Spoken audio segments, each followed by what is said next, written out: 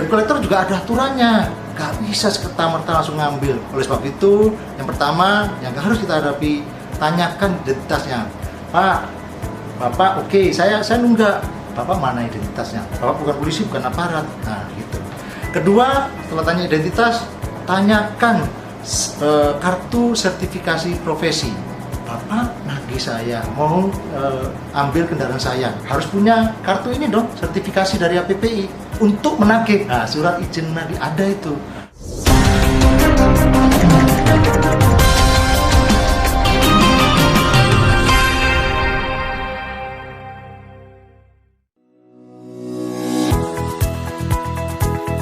Perkenalkan, nama saya AKBP Antonius Agus Ramanto, Kapolres Pelabuhan Tanjung Perak, Surabaya.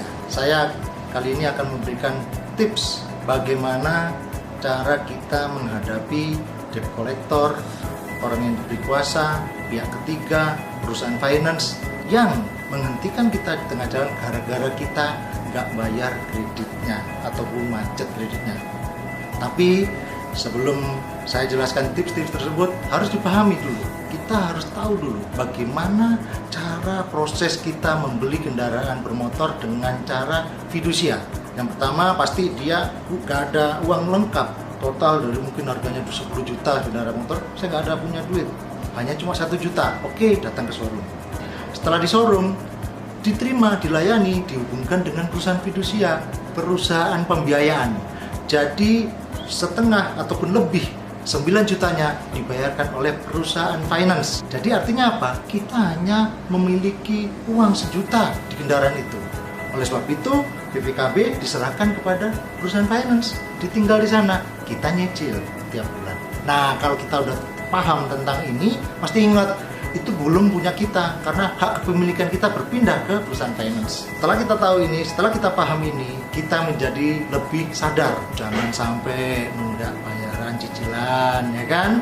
Dan kendaraan yang dipegang itu, yang kita gunakan, nggak boleh dijual-jual, nggak boleh digadaikan, ya kan? Kalaupun nggak kuat, bayar cicilannya tiap bulan dilanjut, bisa dioper kredit, tetapi nggak boleh dibawa tangan, harus dibawa ke kantor berdua dengan yang calon oper kredit ini ke perusahaan pembiayaan, bareng-bareng di sana diganti namanya. Boleh, siapa bilang nggak boleh? Boleh. Oleh sebab itu, kalau nggak kuat ataupun cicilan sudah nggak bisa jalan, jangan coba-coba disembunyikan, jangan coba-coba ganti plat nomor, jangan juga coba-coba dijual, gadai dan sebagainya. Lapor saja ke perusahaan finance sebagai pemilik.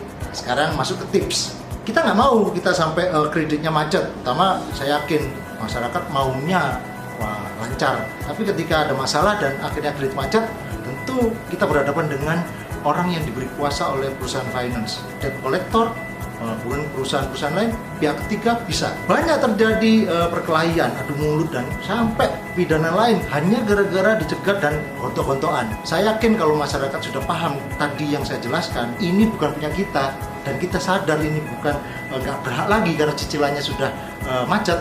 Namun ya, debt collector juga ada aturannya, nggak bisa serta-merta langsung ngambil. Oleh sebab itu, yang pertama yang harus kita hadapi, tanyakan identitasnya.